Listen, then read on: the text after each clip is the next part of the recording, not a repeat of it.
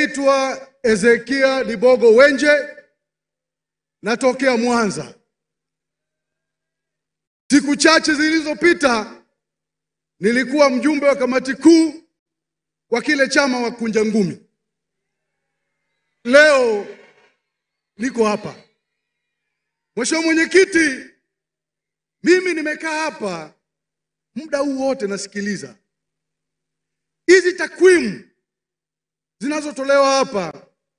Nimemsikiliza ndugu Bashe, namsikiliza Mheshimiwa Mwigulu, namsikiliza Mheshimiwa Aweso. Mimi nabaki nachanganyikiwa. Kichwa hapa kimejaa moto. Mheshimiwa Mwenyekiti, mimi sasa ni shuhuda kwamba kutoka hapa Sumbawanga mpaka Arusha, kutoka Lindi mpaka Kagera, ukweli ni kwamba kazi kubwa imefanyika. Mheshimiwa Mwenyekiti, kila jimbo tulipoenda ni mabilioni ya fedha yamepelekwa kwenye maji, mabilioni kwenye kilimo, mabilioni yameenda kwenye mabarabara, kwenye shule na afya. Wakati mwingine nabaki nashangaa, hizi fedha Mheshimiwa Rais zinatoka wapi?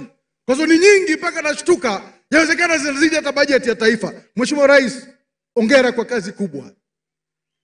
Na mimi Mheshimiwa Mwenyekiti, uwekezaji mkubwa uliofanyika kwenye maji, kwenye elimu, kwenye afya na kilimo, hizi ni uwekezaji yanayogusa maisha ya wananchi moja kwa moja, unainua na unagusa maendeleo ya mtu moja moja katika taifa letu.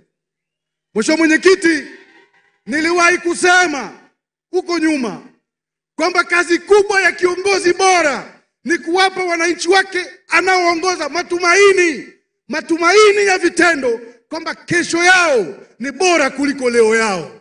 Mheshimiwa Rais, Mheshimiwa Mwenyekiti, hii kazi unafanya pasipo shaka. Jana nilikuwa nasikia kuna kiongozi moja wa Kunja Ngumi, na yeye anasema kwamba wao pia wanapigania wananchi. Nikabaki wenje najiuliza, hivi kule wewe unapigania wananchi, umezaliwa mpaka una miaka 46, umekuwa kiongozi, haujawahi kuchimba hata kisima kimoja kijini kwenu, wewe unapigania wananchi gani? CCM oyee!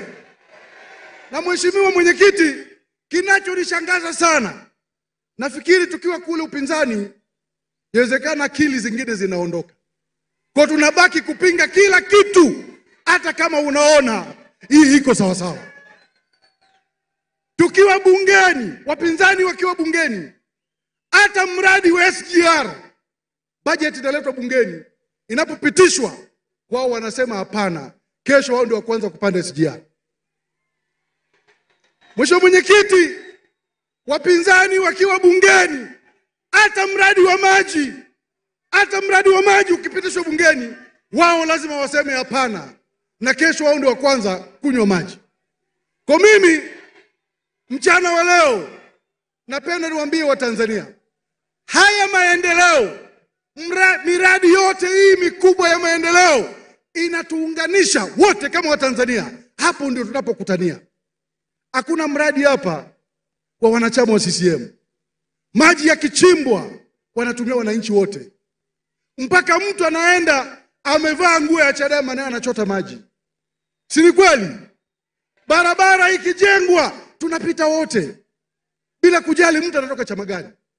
Mimi nitashangaa kama mtu siku ya 29 Oktoba unabaki unakaa nyumbani huku unaenda hospitalini kutibiwa kwa miradi mikubwa iliyoletwa na mgombea wetu, alafu siku hiyo unakaa nyumbani eti chama chako kimesema.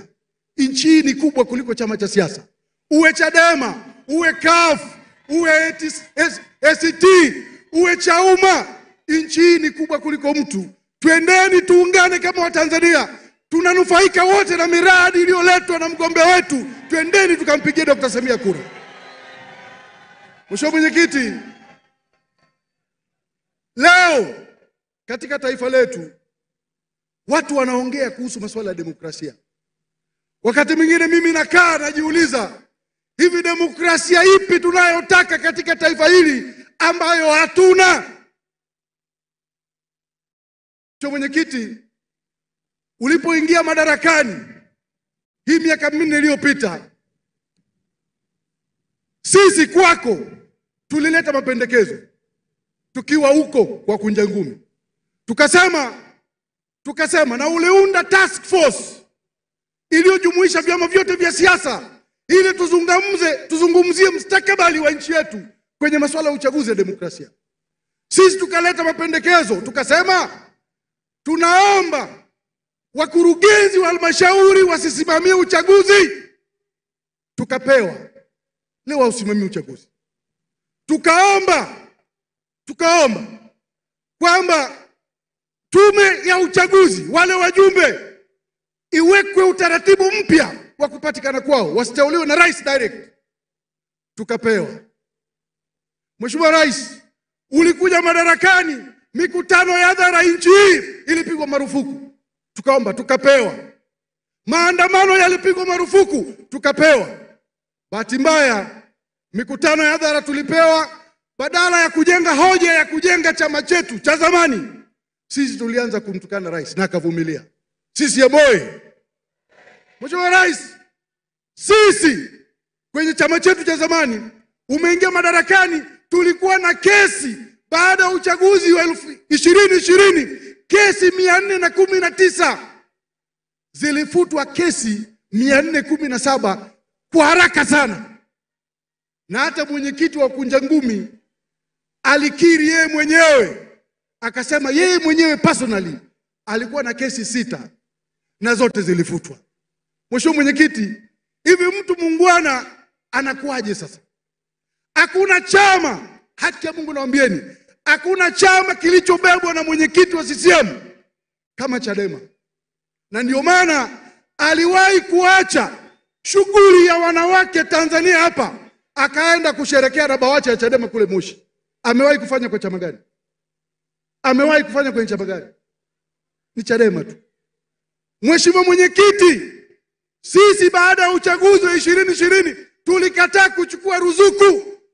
Tuligoma. Chama kikaparalyze. Mambo yakawa magumu. Tukapoteana. Naomba Watanzania waelewe. Tukamtuma mwenyekiti wetu kipindi hicho, nenda uongee na mheshimiwa mwenyekiti, haya mambo yanazungumzika. Tukapewa ruzuku full. Tukanunua makao makuu ya chama pale Mikocheni. Leo wanakula AC pale. Na mimi ndio niliyekuwa mwenyekiti wa kamati ya ununuzi wa hilo jengo. Sasa lengo la chama chochote cha siasa duniani ni kwenda kushika madaraka. Madaraka unashika kwenye ushindani, sio kwenye maandamano. Hakuna mamlaka ya nchi hii. Huwezi kuwa diwani, mbunge au rais kwenye barabara. Lazima uje kwa wananchi, uzungumze nao, unadi sera zako, uombe kura, wakupe ridhaa, wakuchague, sio kwenye maandamano. Sasa ndugu zangu, sasa sisi leo, mimi Wenje nikasema na akili ya kutosha, siwezi kuwepo kwenye chama kinazama na mimi nikakubali kuzama na mtumbwi. Nitakuwa mjinga sana. Kama chama cha siasa, kazi ya chama cha siasa ni kufanya siasa na kushindana. Chama ambacho kiriki uchaguzi inakuwa NGO. Inakuwa NGO. Leo Chadema hata ikitaka kufanya kazi popote, wanapewa pesa na wanaharakati wako nje ya nchi. Ndio wanachanga fedha, wako kwenye mitandao huko. Yaani chama ni cha Tanzania hapa, kimesajiliwa hapa. Alafu kinakuwa remote control na watu wako nje kwenye mitandao, na ndio wanafadhili, wanawapa pesa. Na wakileta panganga, tutakuja na orodha ya hao watu wanaowapa hizo fedha. Sisi moyo. Kwa hiyo mimi kwa maoni yangu, kwa dhamira yangu, ninaamini nimechagua njia iliyo sahihi. Mimi kwa maoni yangu na dhamira yangu, naamini Watanzania tutakuwa salama na tutakuwa tumechagua njia sahihi. Oktoba 29 tukimpigia Dr. Samia kura, wabunge wa CCM na madiwani wa CCM. Sawa sawa?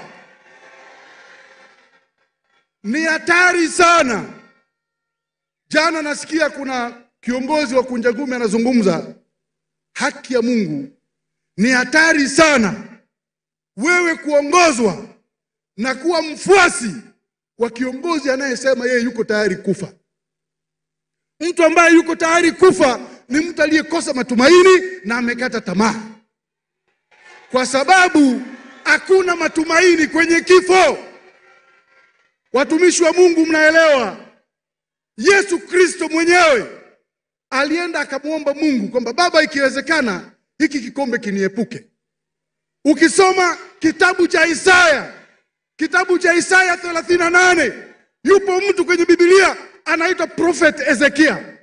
Ezekia alimuomba Mungu, Mungu anamwambia umefika wakati unakufa. Ezekia akamwambia Mungu, nikifa leo mawe hayatakuabudu, naomba uniongeze muda ili nikutumikie.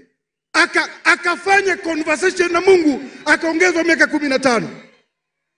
Hivi Musa aliyokuwa anaongoza wana Israeli pale, yeye angesema yuko tayari kufa, wako katikati ya bahari ya Shamu, alafu akafa na yeye ndiye anawaongoza, si wale watu wangesombwa na maji? Sasa wewe huko unasema wewe unakuwa mfuasi wa kiongozi anayesema yuko tayari kufa. Huyo ni mtu ambaye amekosa matumaini, amepoteza mwelekeo, hawana mipango, hawana mikakati. Sasa kwa mimi naomba nimalizie. Mheshimiwa Mwenyekiti, mimi naomba nikutie moyo. Ukweli ni kwamba usichokijua ni usiku wa giza. Mimi ni shuhuda, shahidi kabisa ya kazi kubwa iliyofanyika. Namba hazidanganyi. Takwimu zipo, namba zipo. Kazi kubwa imefanyika.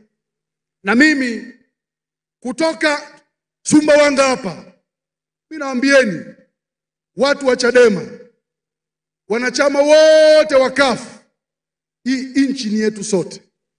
Nchi ni kubwa kuliko chama cha siasa. Kupiga kura ni haki yako ya kikatiba, hauzuiwi na chama chako cha siasa. Tuendeni tukapige kura kwa ajili ya amani na utulivu katika nchi yetu. CCM hoye! Naomba nione kura za Dr. Samia siku ya 29 Oktoba. Kura za wabunge wa CCM naomba nizione, na kura za madiwani mkono juu. Na washukuruni sana Sumbawanga. Mungu abariki sana. Aluta continua. Thank you very much.